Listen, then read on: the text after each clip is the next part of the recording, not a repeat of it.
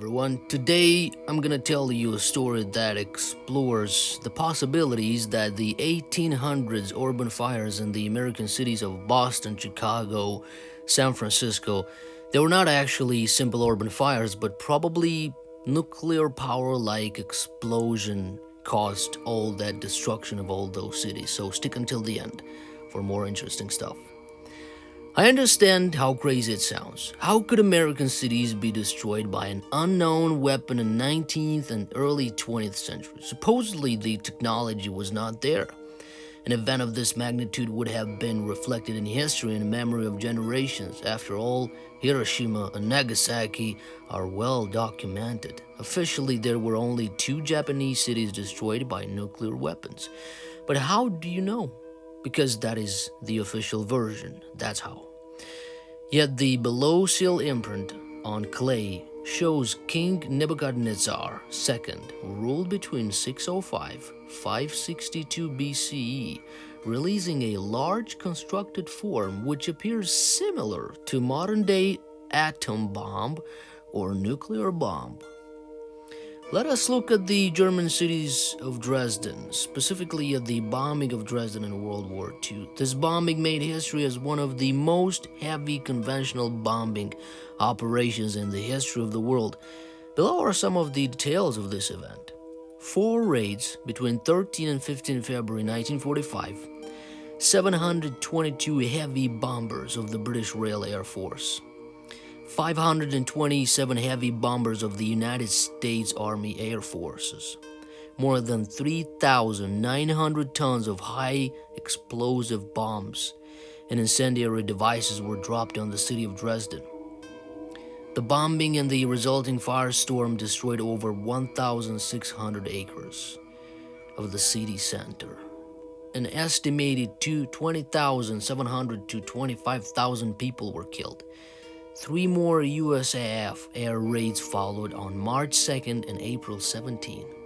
The bombing devastated the city of Dresden. And the photos below are the living proof of the carnage sustained by Dresden. Let's have a look.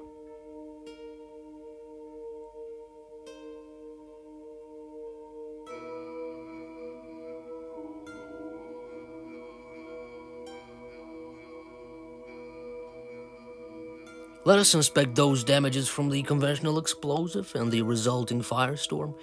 We see heavily damaged buildings. Most roofs are gone. If the wall is collapsed, we can see individual bricks or wall parts laying on the ground. If the entire building is collapsed, you can see the remnants of this collapsed building where the building once stood.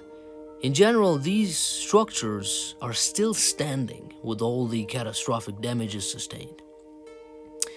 Just an update note that I was wrong. Even with Dresden, things were not straight. We'll talk later in a more specific video about it with what weapon was used to bomb World War II Dresden. Let's have now a look on the Berlin. Quite devastated as well. Below are the damages sustained by Hiroshima and Nagasaki. As we know, the damages were caused by nuclear weapons. Well, now that's quite more different than the other ones. Pretty crushed and devastated, completely wiped out.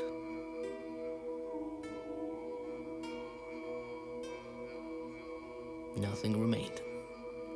As can be seen in the above photos, the damages are totally different. While Dresden is mostly standing, the nuclear devastation in the photos of Hiroshima and Nagasaki suggests a totally different level of force applied. This is total annihilation. A few buildings remain somewhat standing. The remainder is crushed to the level of individual bricks. A little more damage, and one could say that Hiroshima and Nagasaki just evaporated because of the barbaric force used. Now let us compare the above, where on one side we have conventional type damages to Dresden and Berlin in Germany and Hiroshima and Nagasaki in Japan on the other, to the below cities of Tokyo, Fukuoka, Yamaguchi, Hamamatsu, Osaka, I picked a few cities. Help yourself via Google city name, World War bombing, and look at the pictures. They all look similar. And this similarity appears to be closer to Hiroshima and Nagasaki than Dresden or Berlin. So just have a quick look.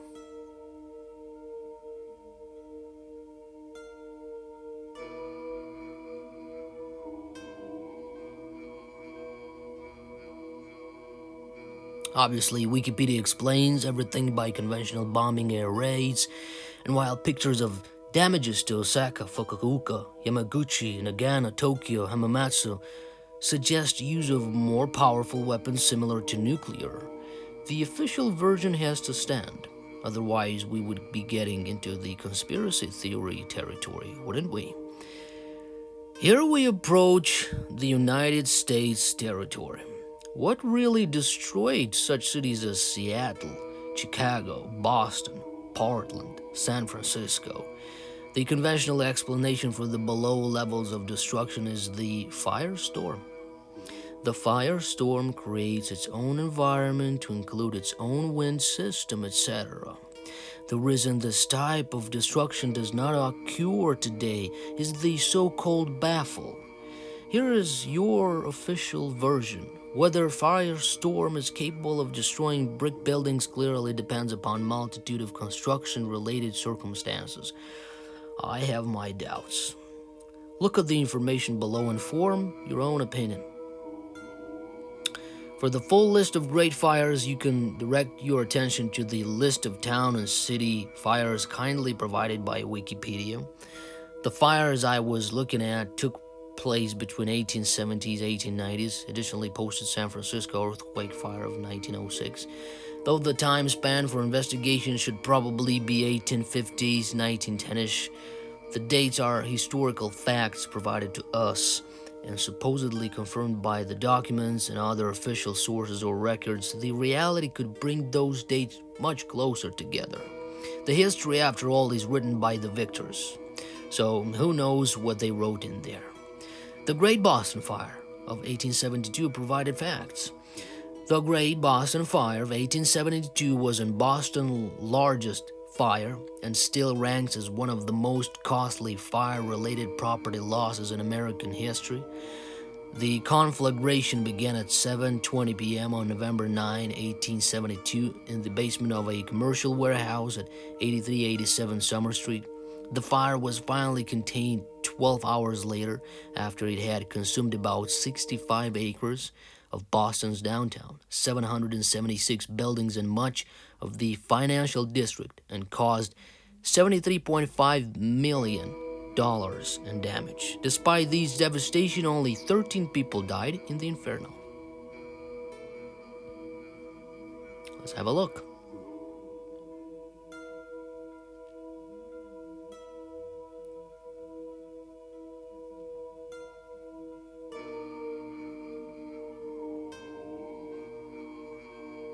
The Great Chicago Fire of 1871 provided facts. The Great Chicago Fire was a conflagration that burned from Sunday, October 8 to early Tuesday, October 10, 1871. The fire killed up to 300 people, destroyed roughly 3.3 square miles of Chicago, Illinois, and left more than 100,000 residents homeless. Much more devastating, I would say.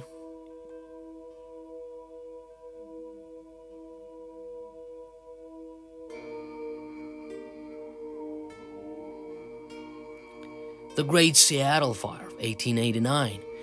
The Great Seattle Fire was a fire that destroyed the entire central business district of Seattle, Washington, on June 6, 1889. The fire burned for several hours, destroying 25 blocks and causing as much as $20 million in damage. $527 million in today's dollars. Not a single person died in the fire. As a result of the fire, streets in the Pioneer Square neighborhood in Seattle were elevated 22 feet above the pre-fire street level, and new buildings made of wood were banned. It also eventually led to the city of Seattle switching from multiple private water suppliers to a single municipal water supply.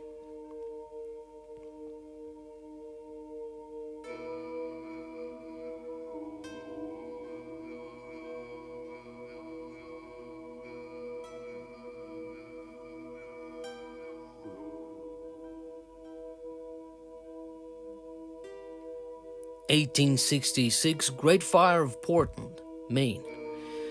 The Great Fire of Portland, Maine, sometimes known as the 1866 Great Fire of Portland in Maine, occurred on July 4, 1866, the first Independence Day after the end of the American Civil War, 5 years before the Great Chicago Fire.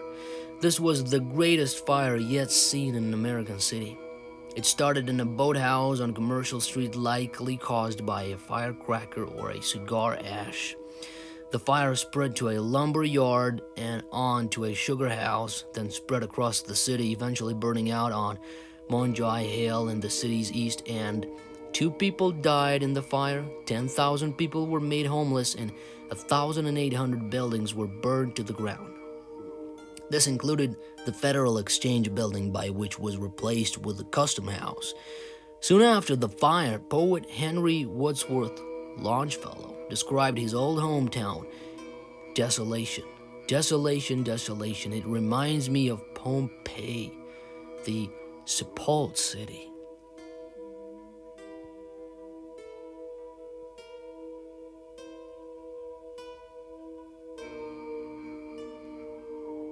(1906) San Francisco earthquake.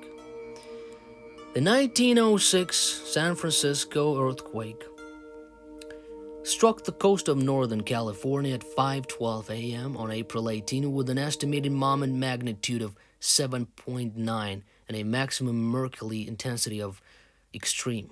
High-intensity shaking was felt from Eureka on the north coast to the Salinas Valley, an agricultural region to the south of the San Francisco Bay Area. Devastating fire soon broke out in the city and lasted for several days. As a result, up to 3,000 people died, and over 80% of the city of San Francisco was destroyed. The events are remembered as one of the worst and deadliest earthquakes in the history of the United States. The death toll remains the greatest loss of life from a natural disaster in California's history and high in the lists of American urban disasters.